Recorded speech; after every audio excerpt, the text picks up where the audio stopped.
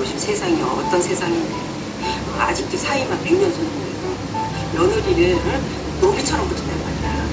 아휴, 내가 진짜. 어머니?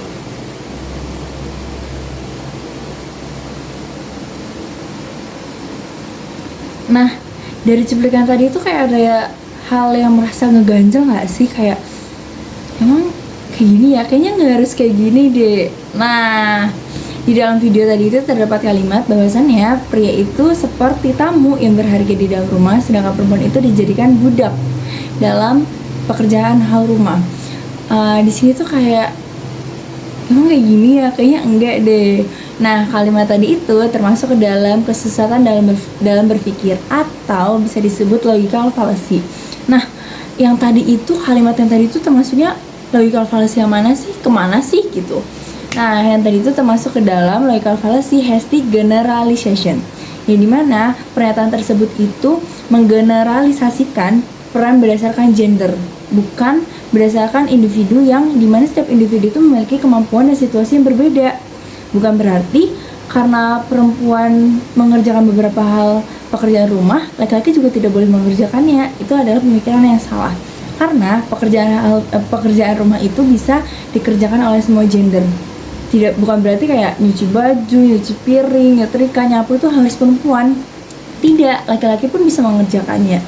Karena pekerjaan rumah itu tidak memiliki gender, yang dimana harus mengharuskan gender A yang mengerjakan pekerjaan hal tersebut.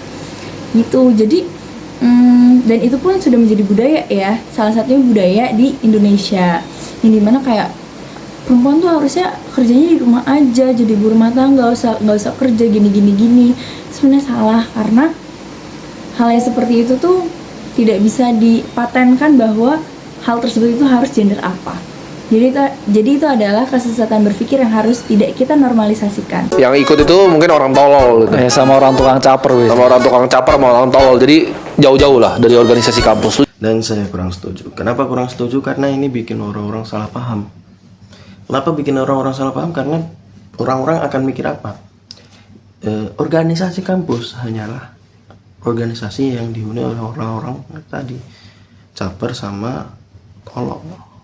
Ya, salah. Ya, orang-orang yang nggak guna gitu bagi si siapa namanya, Timothy Ronald.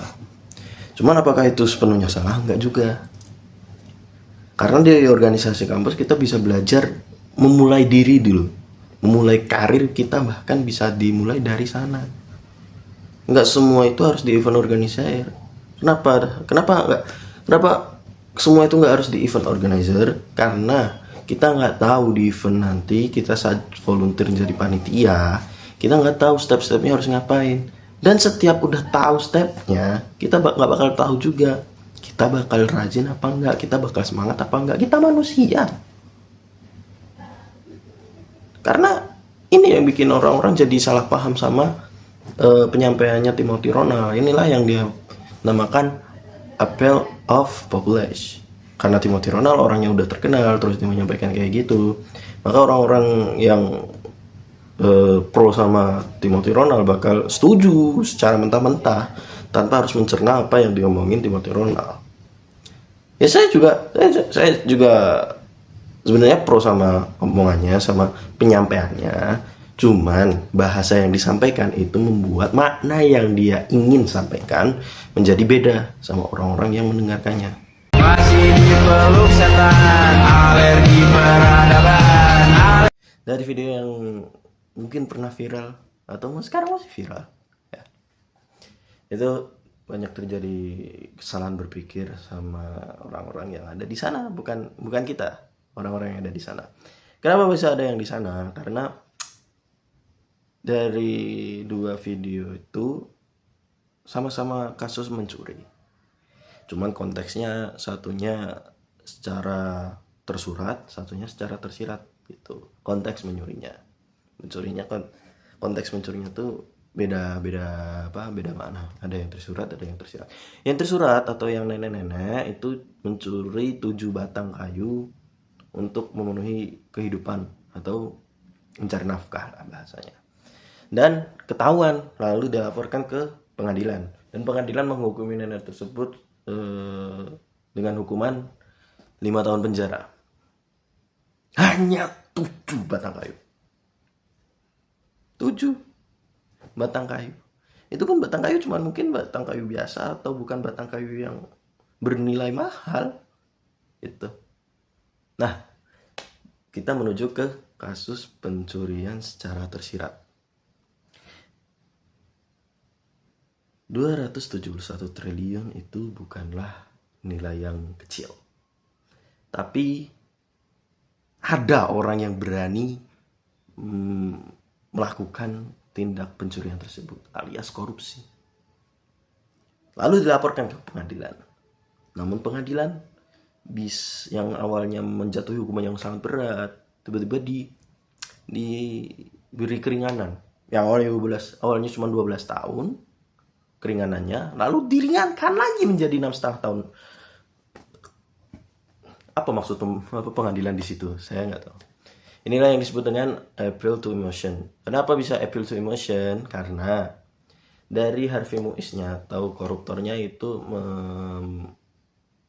membanting emosi, maksudnya mengalihkan emosinya yang awalnya emosi tentang korupsi menjadi emosi iba terhadap keluarganya. Karena yang pertama dia punya istri dan istrinya punya anak yang bisa dibilang masih balita atau anak-anak yang butuh pendidikan dari orang. Tapi maksudnya begini, Bapak Anda ya, wahai Harvey Muiz, Anda itu koruptor. Apa yang Anda didik pada anak Anda menjadi koruptor juga? Enggak juga dong. Makanya mending divonis penjara nggak sih? Divonis hukuman mati kayak atau apa kayak? Kenapa malah diringankan menjadi 6,5 tahun? Yang korupsi 271 triliun. Itu bukan uang satu orang. Uang senegara. Dibandingkan 7 batang kayu milik seorang. Ya.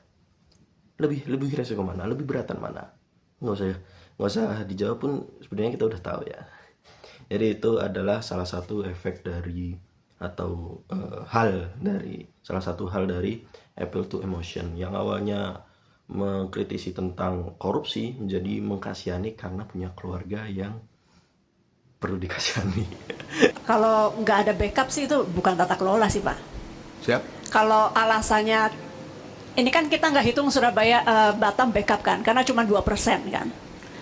Ya berarti itu bukan tata kelola. Itu kebodohan aja sih Pak. Iya. Kebodohan? Apa yang bodoh? Tapi di akhirnya ada kata Pak deh. Nah, mari kita bahas. Jadi di cuplikan video tadi itu terdapat kalimat kalau nggak ada backup itu bukan tata kelola, itu kebodohan aja sih Pak. Nah, kira-kira ini termasuk legal fallacy gak ya? Tapi menurutku kayaknya masuk deh. Lah, kok bisa masuk? Iya, jadi di dalam kalimat tadi itu ada kata itu kebodohan aja sih Pak, yang dimana itu menyerang individunya daripada menyerang sistemnya. Nah, ini tuh termasuk legal fallacy mana? Jadi kalimat tadi itu termasuk ke dalam kategori legal fallacy ad hominem, yang dimana serangan pribadi. Kok bisa serangan pribadi? Iya, karena bumutnya itu menggunakan kata bodoh, yang dimana itu tidak merujuk kepada sistem, tapi merujuk kepada individu. Maka dari itu kalimat tadi itu termasuk ke dalam ad hominem. Lah, tapi bisa nggak kalau misalnya kalimat tadi itu tidak termasuk ke dalam legal fallacy? Iya, bisa kok. Tapi harus mengganti kata-katanya atau menambahkan kata sistem setelah kebodohan. Contohnya itu bukan tata kelola Pak, itu kebodohan sistem saja. Nah, itu kan lebih spesifik sistem, menggunakan kata sistem, yang dimana itu lebih tertuju kepada sistemnya, tidak menyerang individualnya. Nah, selain itu kata-kata tadi itu juga menggunakan kata-kata tadi itu juga menyerang individu, yang dimana si orang yang dituju itu tidak bisa berkutik atas argumen yang disampaikan bobotnya. Gitu.